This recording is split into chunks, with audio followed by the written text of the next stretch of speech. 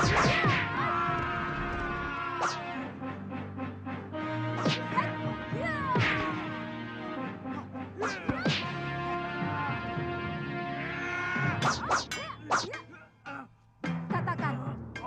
apa ada seorang pemuda yang mendarat di pulau ini? Katakan, ayo cepat katakan. Sontoloyo. Kalau kamu tidak mau jawab, kupatahkan satu demi satu tulang-tulangmu. Ayo jawab. Gombal bodol. Katakan. Iya. Tabib muda itu dimasukkan di penjara di bawah tanah. Di mana? Di balik bukit itu, Neng. Ada sebuah rumah. Pulau ini tidak terlampau besar untuk aku mencarimu atau membunuhmu. Kalau ternyata omonganmu itu bohong. Benar, Neng. Saya tidak bohong. Saya tidak bohong.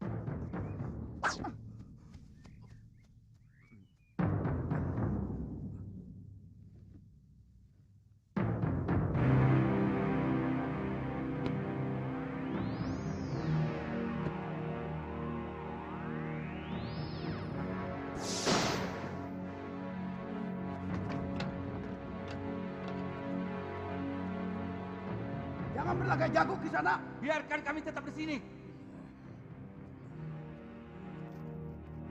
Hei, di sini jauh lebih aman daripada di luar. Selamatkan saja dirimu sendiri.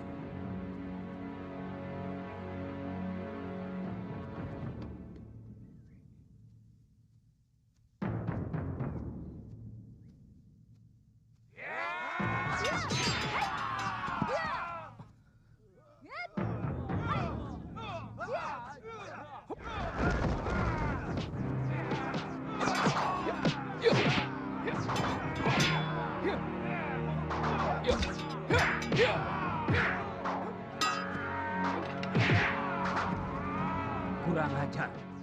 Benar-benar luar biasa anak muda itu.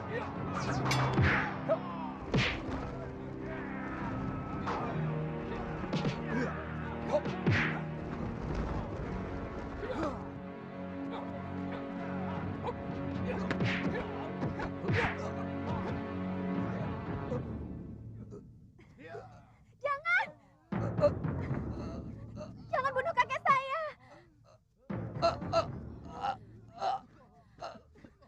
Kasihanilah dia.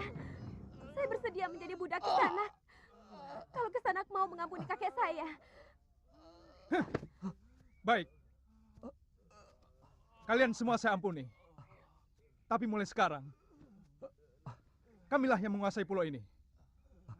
Kami? Kami dari perguruan Sugalu. Aku Putri Empu Mahsyura. Dan dia adalah murid utamanya. Satu yang ingin kutanyakan pada kalian. Aku mencari ibuku. Yang telah dibuang dengan hukum yang semena-mena. Oleh Bresdayu. Saya memang pernah mendengar bahwa Adi Aksa Sedayu mengirimkan 3 orang hukuman. Tapi sampai sekarang belum pernah tiba di pulau. Mungkin kapalnya terserang badai. Karena bulan-bulan ini memang musim barat. Perintahkan seluruh rakyat Tuan untuk mencari orang yang terdampar di pulau ini. Baik, Dewi. Sisir seluruh pantai. Bebaskan semua orang yang di penjara bawah tanah. Maaf Kisanak. Mereka manusia-manusia bejat. Sangat bejat. Mereka pasti akan membuat onar kalau dibebaskan. Itu tanggung jawab saya.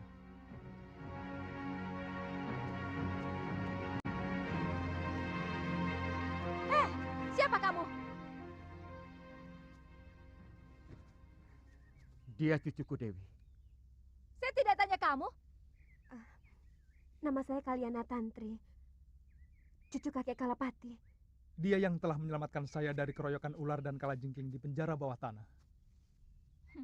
Jangan coba-coba menggoda kekasihku. Aku bisa melakukan kekejaman yang lebih dari kakekmu.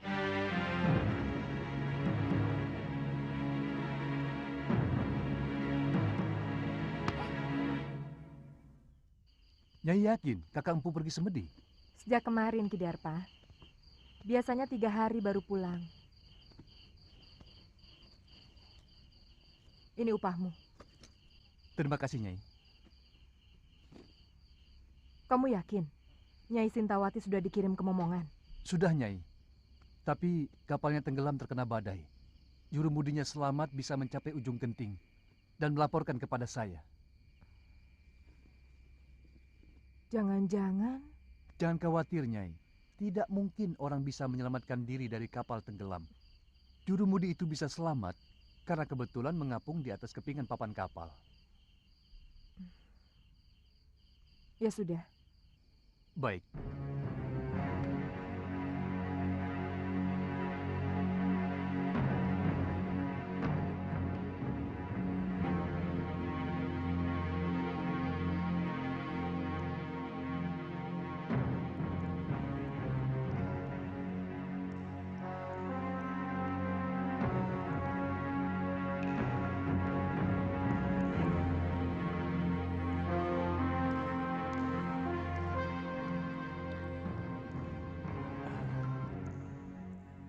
Kenapa wajah Nila Saroya dan Darpasura selalu mengganggu pikiranku?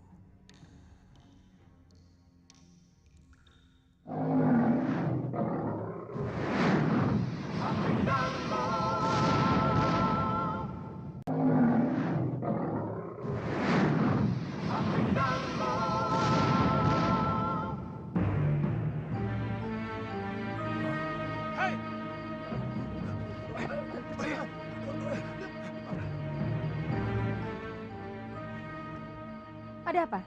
Maaf, Nyai. Kami kira maling yang mau menyusup ke dalam balai pusaka. Apakah tingkah laku saya seperti maling? Maafkan saya, Nyai. Kakang Mahasyura menyuruh saya untuk membersihkan bilik pusaka Padepokan sebelum berangkat bersemedi. Dan sekarang saya baru sempat.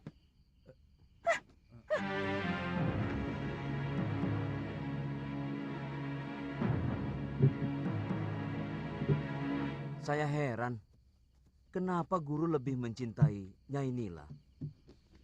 Orangnya angkuh dan agak culas. Jaga mulutmu, Rade. Kalau sampai terdengar Gusti Empu, kamu bisa diusir dari Sugalu. Bukan begitu. Ini antara kita saja. Terus terang, saya lebih hormat sama Nyai Dewi Sintawati. Dia sangat bijak dan selalu memperlakukan kita seperti sanak kadangnya sendiri. Terus terang, saya sendiri agak ragu bahwa Nyai Dewi tega berbuat serong dengan keramnya. Sangat mungkin Ki Darpasura ikut bermain untuk menyingkirkan Nyai Dewi. Sebab bukan rahasia lagi antara Nyai Dewi dan Ki Darpasura saling membenci. Karena adik Gusti Empu merasa tersingkirkan oleh pengaruh Nyai Dewi selama ini. Dan si Gramya itu kan murid yang paling jujur. Mana mungkin dia tega mengkhianati guru? Pendapat Rade dan Adi Bendo memang ada benarnya. Saya pernah memergoki Ki Darpasura dan Nyai Saroya terlibat pembicaraan yang kelihatannya sangat penting. Sebelum Nyai Dewi dituduh melakukan perbuatan aib. Bukan tidak mungkin mereka bersekongkol untuk menyingkirkan Nyai Dewi. Karena kedua belah pihak sama-sama diuntungkan.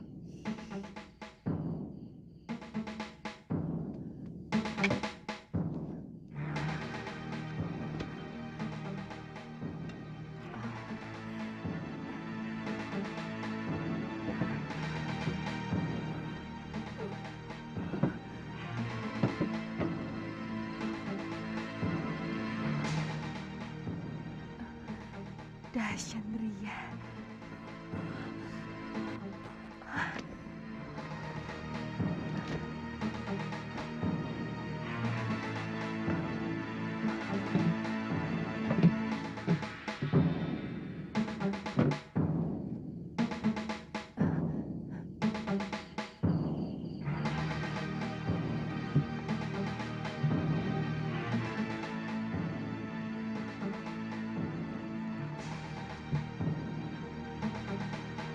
Lihat, apa yang dibawanya?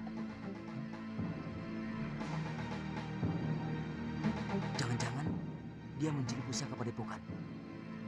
Itu tanggung jawab kita. Apalagi Gusti Empu sedang semedi.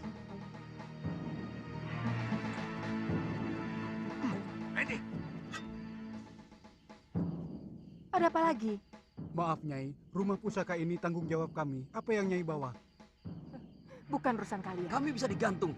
kalau ada selembar benang pun yang hilang dari bilik pusaka itu. Maaf, berikan kepada kami buntelan itu, Nyai.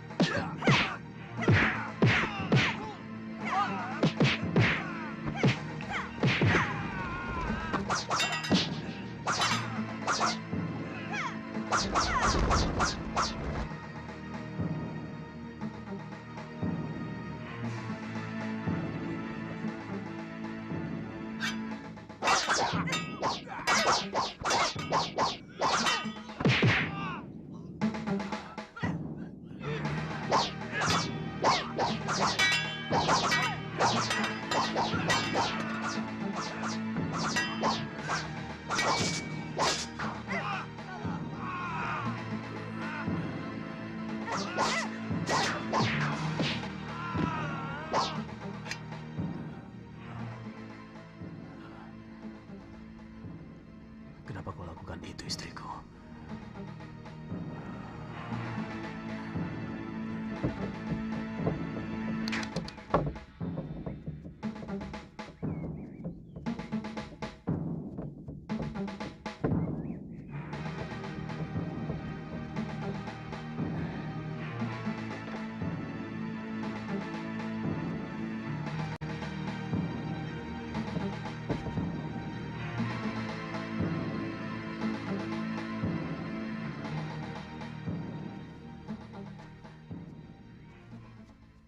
Maaf, agak terlambat.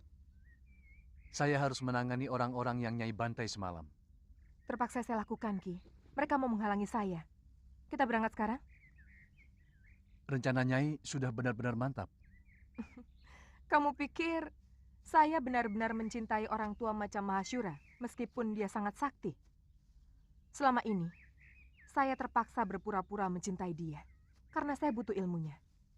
Tapi Kakang Mahasyura selalu melarang saya berlatih ilmunya, dengan alasan perut saya. Bagaimana nanti dengan anak Kakang Mahasyura yang sedang Nyai kandung?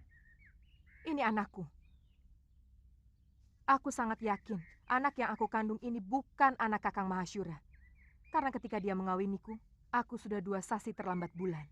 Aku akan kembali ke padepokan dekat Gunung Parang. Mari, Nyai. Aku akan menghimpun kekuatan dari perguruan Halimun Petak. Untuk itu, saya mengajak Ki Darpasyura bersama-sama menegakkan kekuatan perguruanku yang sudah hancur oleh Sudamani. Ada dendam perguruan yang masih belum tuntas. Kalau tidak salah, perguruan Halimun Petak adalah Empu Ranggasuli. Dia ayah saya. Oh. Saya yakin Nyai sudah tahu perseteruan antara ayah Nyai dengan Kakang Mahasyura. Itu kenapa saya harus minggat dari Sugalu. Siapa nanti yang akan menjadi guru di sana? Kamu sendiri, Ki. Nanti kalau anak ini sudah lahir, aku yang akan menggantikannya.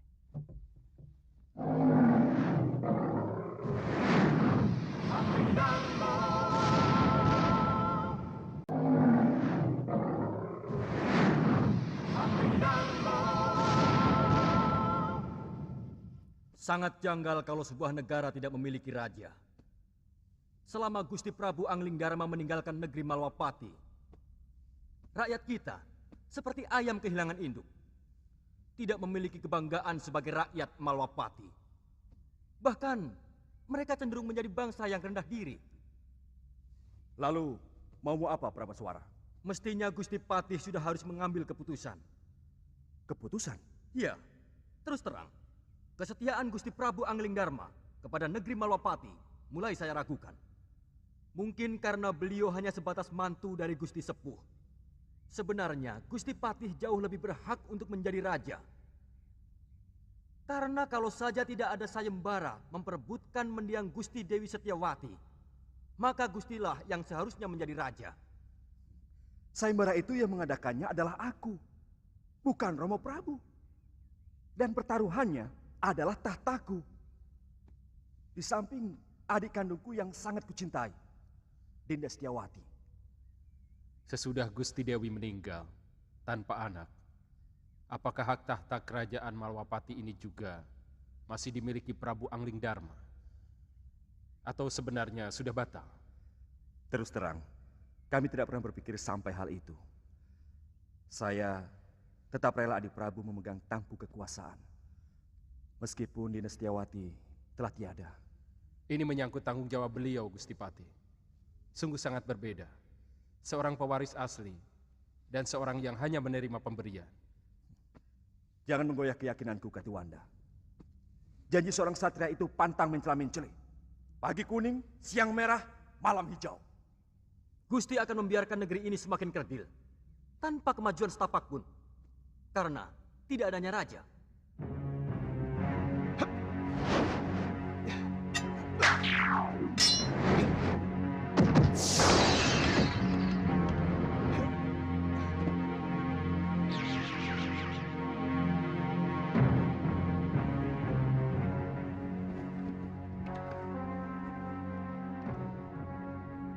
Tidak, tidak benar semua ini.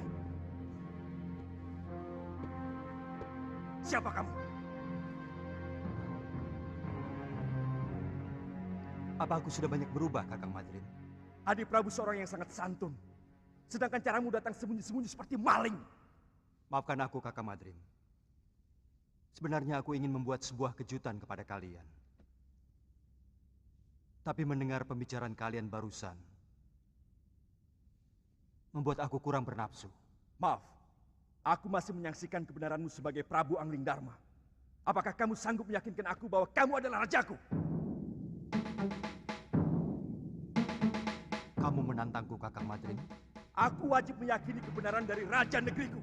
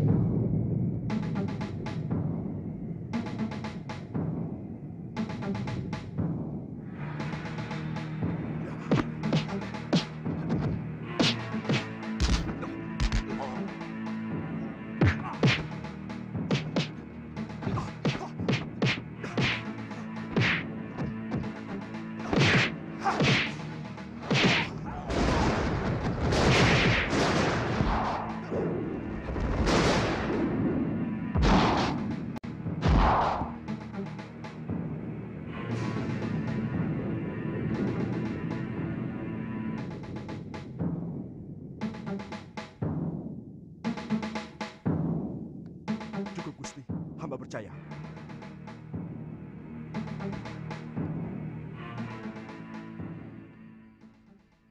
Pengembaranku ternyata tidak sia-sia, Kakang Madrin. Aku bisa melihat langsung apa yang terjadi di kalangan rakyatku. Berbagai macam bentuk kehidupan yang selama ini belum pernah saya lihat dari tembok ke daton.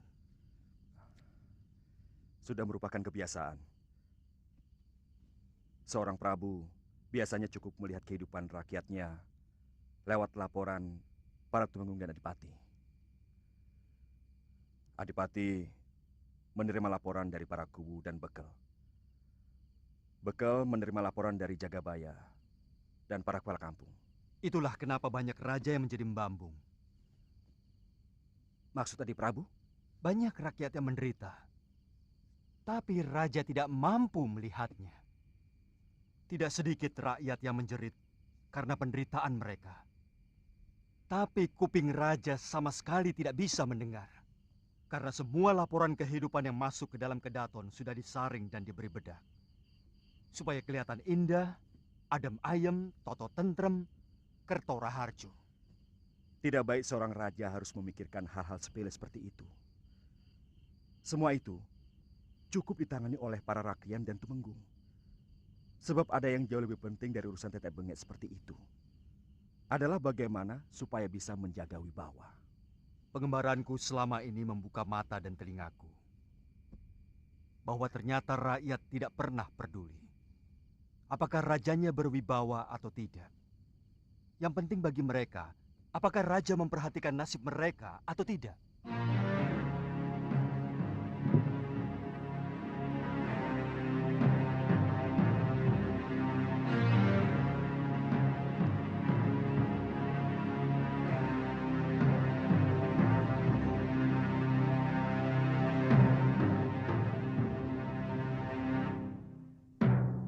Semua kitab pusaka terbaik ciptaanku dicuri. Aku yakin ada orang lama perguruan Sugalu yang mempengaruhi istriku.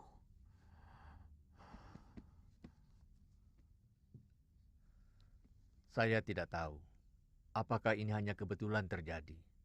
Sejak Nyai Nila pergi, Ki Darpasura tidak pernah kelihatan di rumahnya maupun di padepokan. Kata pekatik rumahnya, Ki Darpa pergi mengendarai gerobak di hari yang sama dengan kepergian Nyai Nila. Darpasura? Apa mungkin adik kandungku tega mengkhianatiku, Subada? Saya benar-benar tidak tahu, Guru.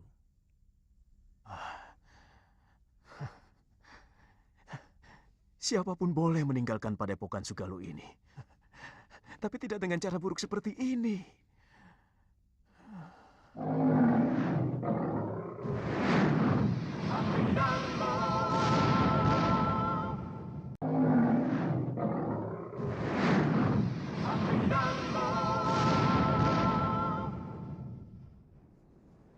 Semua orang sudah dikerahkan menyisir pantai.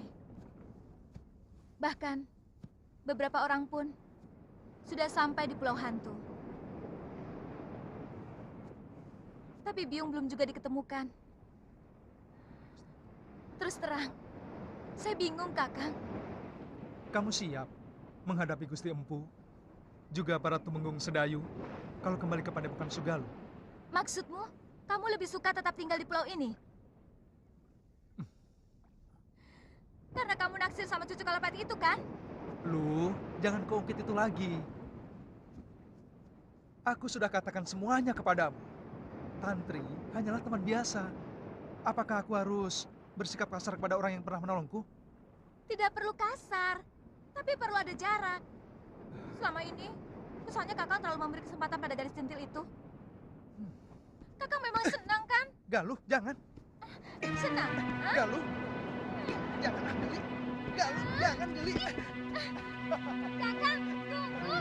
Kakang, jawab dulu pertanyaanku. Ayo, ngaku saja, benar kan? Kakang, ayo. Dinda Prabu, baru beberapa hari di sini. Sebenarnya akan lebih baik kalau Dinda pergi setelah melakukan pasemuan agung dengan segenap pamong. Terus terang, hampir seluruh rakyat Malawapati masih berkabung. Pertama karena kematian Dinda Setiawati. Dan kedua, karena kepergian Adi Prabu sendiri. Kakang Madrim, masih ada beberapa persoalan yang belum aku selesaikan. Aku akan segera kembali kalau semua persoalan sudah bisa dibereskan. Jaga baik-baik negeri ini, Kakang. Dan perintahkan rakyat menghentikan perkabungan. Karena aku masih dalam keadaan selamat. Baik, Dinda Prabu.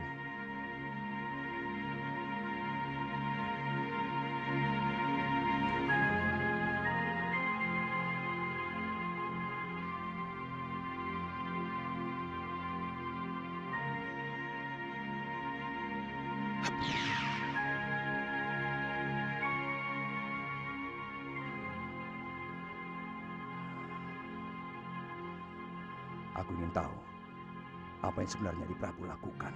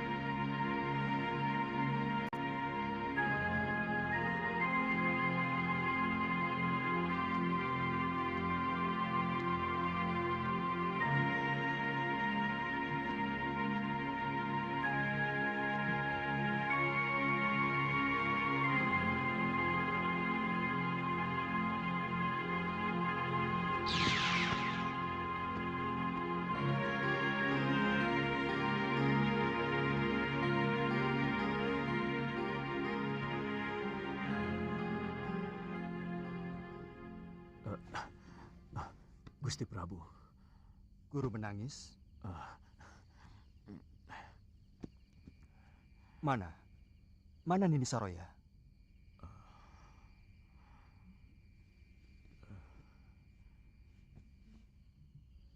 Sejak siang saya duduk di sini, merenungi nasib buruk yang sedang saya alami. Hampir dengan waktu yang bersamaan, saya kehilangan segala-galanya, Gusti. Mungkin juga harapan saya. Apalagi yang terjadi, Guru? Rupanya itu Guru Dinda Prabu. Terus terang, hati kecil saya tidak percaya bahwa Sintawati melakukan aib yang menjijikkan itu. Tapi Guru tidak berusaha melakukan apapun? Sejak itu hati saya selalu gelisah. Saya selalu dikejar perasaan bersalah. Lalu saya melakukan semedi memohon petunjuk kepada Sang Pencipta. Apa yang harus saya lakukan? Ternyata hal yang tidak pernah saya duga sama sekali memukul batin saya lebih berat lagi, Gusti. Nila Saroya minggat setelah mencuri beberapa kitab perguruan Sugalu. Darpasyura, adik kandung yang selama ini saya bimbing, telah berkhianat. Saya curiga, dia juga yang mengatur pelarian dan pencurian. Dia minggat bersama Nila. Saya ikut berbela-sungkawa, Guru. Soal kitab tidak terlalu mengganggu pikiran saya. Saya masih bisa menyusunnya kembali. Tapi bayi yang dalam kandungan Nila itu adalah darah daging saya, Gusti. Bayi itu bukan anak Guru. Bukan titisan Guru. Ketika Guru mengawini Nila Saroya, dia sudah 2 sasi tidak datang bulan. Dari mana Gusti Prabu tahu? Saya kebetulan melihat mereka berdua di tengah hutan. Dan mendengarkan pengakuan Nila Saroya. Bibit yang dia kandung adalah titisan Sudamani.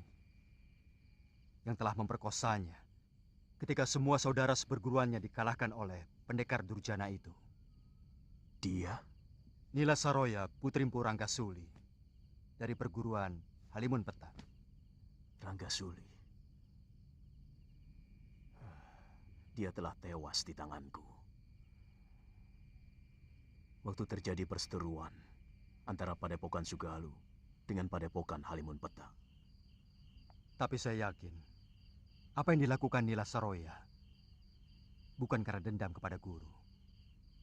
Tapi dendam dia kepada Sudamani. Apa maksud Prabu supaya saya tidak menghukum Saroya maupun Darpasyura? Paling tidak Nila Saroya, karena sebenarnya dia wanita yang perlu dikasihani. Guru masih bisa memperbaiki kesalahan dengan mencari kembali Galuh Parwati dan Nyai Sintawati. Saya yakin Darpasyura telah membunuh Dinda Sintawati dengan cara menenggelamkannya di laut. Saya benar-benar jadi orang kalah, Gusti Prabu.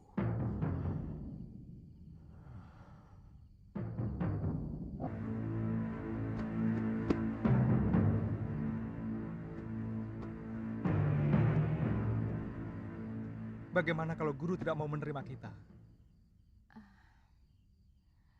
Kita mengembara. Mungkin ke negeri Malwapati. Karena dari dulu Gusti Prabu Anglingdarma pernah menjanjikan mau mengajak saya ke sana.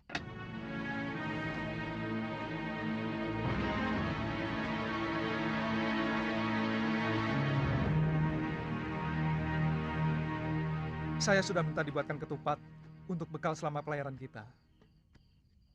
Dengan jung kecil, kemungkinan kita akan jauh lebih lama dari pelayaran kita ke pulau ini. Kita harus mengatakan pada Kalapati bahwa dia tetap hanya seorang wakil penguasa di pulau ini. Karena kita telah menaklukkan mereka. Kamu masih menginginkan untuk menguasai pulau menjijikkan ini, loh. Sekedar supaya dia tahu bahwa dia orang taklukan.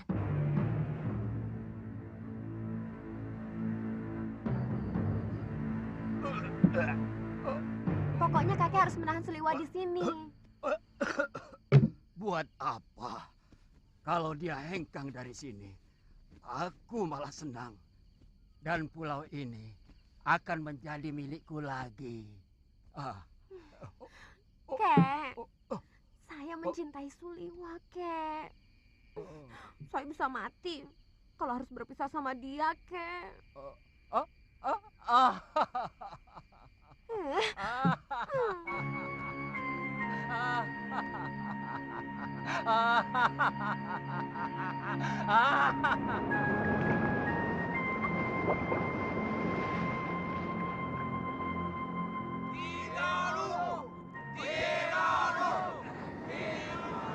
Kakang, Kalapati masih belum kelihatan. Kakang! Kakang Suliwa! Kakang! Dia lagi. Kakang Suliwa! Kakang! Ada apa? Kakek, tolong kaki.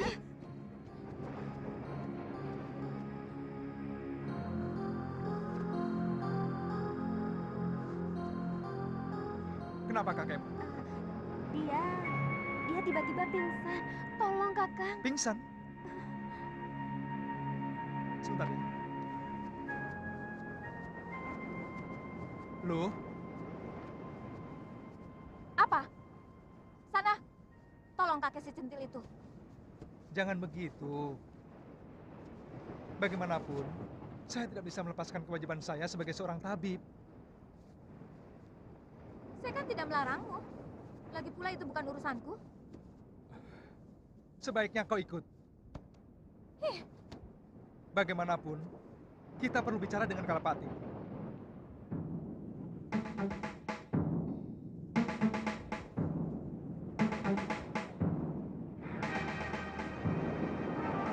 Hah, di mana dia? Di rumah.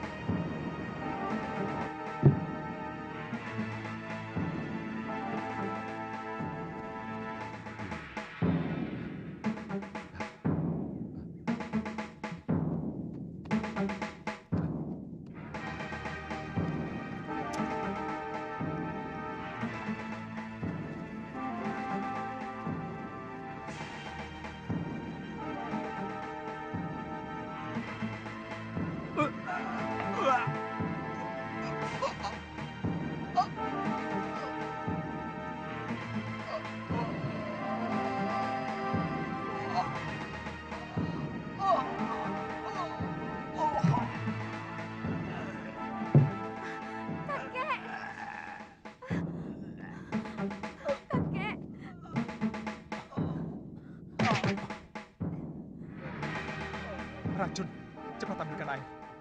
Kakekmu terkena racun ikan gelembung dan bunga karang darah. Baik.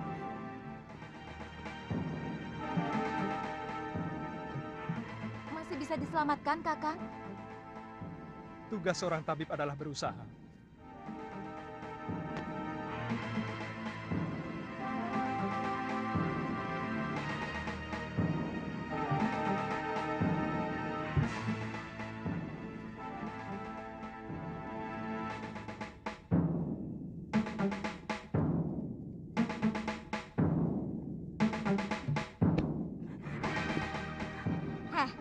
Kenapa kamu tampak senang melihat kakekmu yang sekarang itu?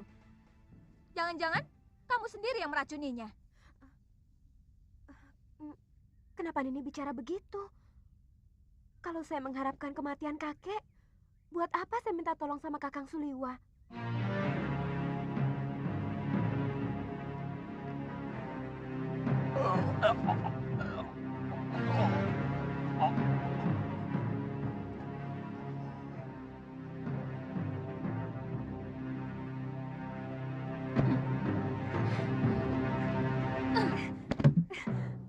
Jangan berani-berani menggoda kekasihku, Tantri. saya juga mencintai Kakang Liwan ini. Kamu bisa kubunuh.